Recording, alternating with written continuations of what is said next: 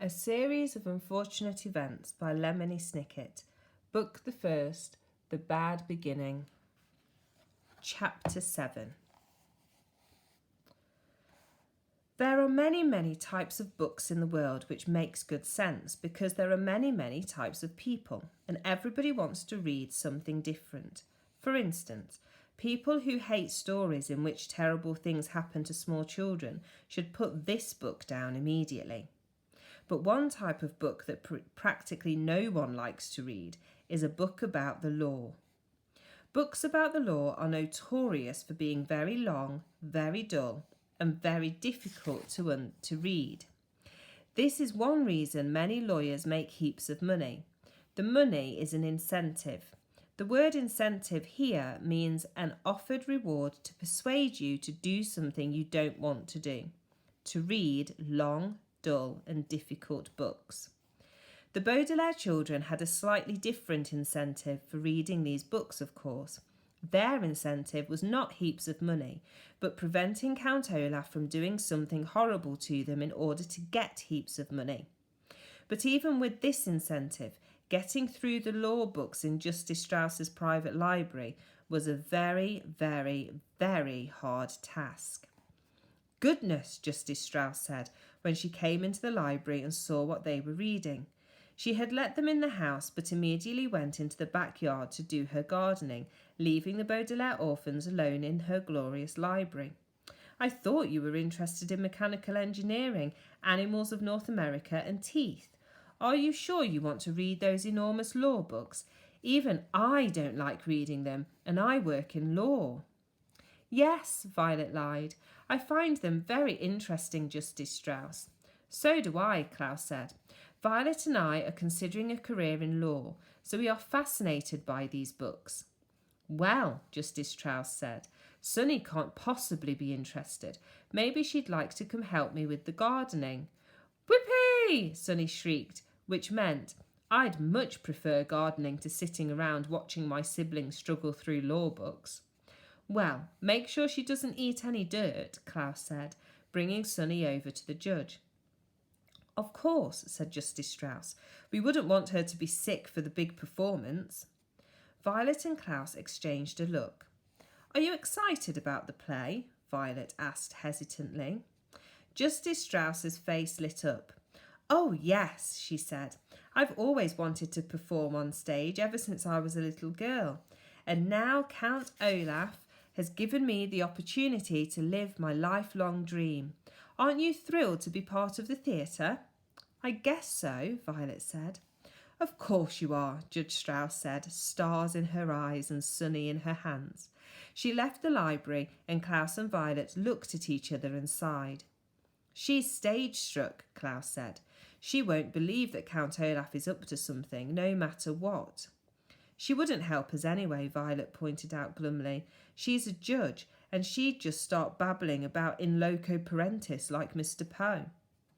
That's why we've got to find a legal reason to stop the performance, Klaus said firmly. Have you found anything in your book yet? Nothing helpful, Violet said, glancing down at a piece of scrap paper on which she had been taking notes. 50 years ago, there was a woman who left an enormous sum of money to her pet weasel and none of her 3 sons. The 3 sons tried to prove that the woman was insane, so the money would go to them. What happened? Klaus asked. I think the weasel died, Violet replied, but I'm not sure. I have to look up some of the words. I don't think it's going to help us anyway, Klaus said. Maybe Count Olaf is trying to prove that we're insane so he'd get the money, Violet said. But why would making us be in the marvellous marriage prove we were insane? Klaus asked. I don't know, Violet admitted. I'm stuck. Have you found anything?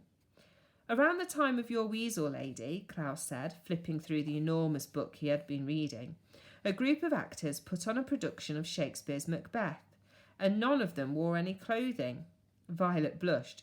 You mean they were all naked on stage?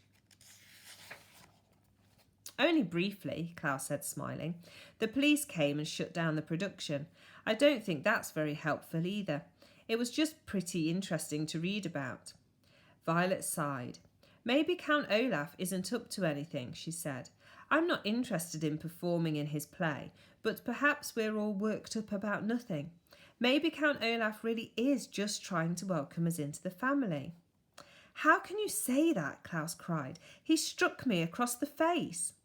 But there's no way he can get hold of our fortune just by putting us in a play, Violet said. My eyes are tired from reading these books, Klaus, and they aren't helping us. I'm going to go out and help Justice Strauss in the garden. Klaus watched his sister leave the room and felt a wave of hopelessness wash over him. The day of the performance was not far off, and he hadn't even figured out what Count Olaf was up to, let alone how to stop him. All his life, Klaus had believed that if you read enough books, you could solve any problems, but now he wasn't so sure. You there! A voice coming from the doorway startled Klaus out of his thoughts. Count Olaf sent me to look for you. You are to return to the house immediately. Klaus turned and saw one of the members of Count Olaf's theatre troupe, the one with hooks for hands, standing in the doorway. What are you doing in this musty old room anyway? He asked in his croak of a voice, walking over to where Klaus was sitting. Narrowing his beady eyes, he read the title of one of the books. Inheritance Law and its Implications, he said sharply. Why are you reading that? Why do you think I'm reading it? Klaus said.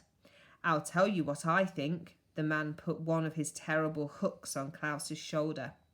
I think you should never be allowed inside this library again, at least until Friday. We don't want a little boy getting big ideas. Now, where is your sister and that hideous baby? In the garden, Klaus said, shrugging the hook off his shoulder. Why don't you go and get them? The man leaned over until his face was just inches from Klaus's, so close that the man's features flickered into a blur. Listen to me very carefully, little boy, he said, breathing out foul steam with every word. The only reason Count Olaf hasn't torn you limb from limb is that he hasn't gotten hold of your money. He allows you to live while he works out his plans, but ask yourself this, you little bookworm. What reason will he have to keep you alive after he has your money? What do you think will happen to you then? Klaus felt an icy chill go through him as the horrible man spoke. He had never been so terrified in all his life. He found that his arms and legs were shaking uncontrollably, as if he were having some sort of fit. His mouth was making strange sounds, like Sonny's always did, as he struggled to find something to say. Klaus heard himself choke out. When the time comes, the hook-handed man said smoothly, ignoring Klaus's noises. I believe Count Olaf just might leave you to me. So if I were you, I'd start acting a little nicer.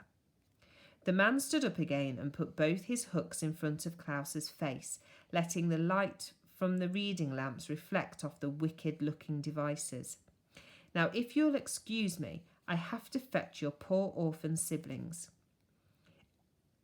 Klaus felt his body go limp as the hook-handed man left the room, and he wanted to sit there for a moment and catch his breath, but his mind wouldn't let him. This was his last moment in the library, and perhaps his last opportunity to foil Count Olaf's plan. But what to do? Hearing the faint sounds of the hook-handed man talking to Justice Strauss in the garden, Klaus looked frantically around the library for something that could be helpful. Then, just as he heard the man's footsteps heading back his way, Klaus spied one book and quickly grabbed it. He untucked his shirt and put the book inside, hastily retucking it just as the hook-handed man re-entered the library, escorting Violet and carrying Sonny, who was trying without success to bite the man's hooks.